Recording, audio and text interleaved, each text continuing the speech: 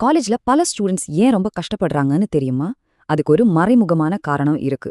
பேசிக் tech skills கூட இல்லாம ஒரு ஸ்டூடெண்ட் காலேஜ்குள்ள வந்தா என்ன ஆகும்? வாங்க பார்க்கலாம். இதத்தான் நாம டிஜிட்டல் பிளவுன்னு சொல்றோம். இதோட தாக்கம் ரொம்பவே அதிகம். இதோட பாதிப்பு கிளாஸ் ரூம்ல இருந்து தான் ஆரம்பிக்குது. அவங்க படிப்பே ஒரு பெரிய சவாலா மாறிடும்.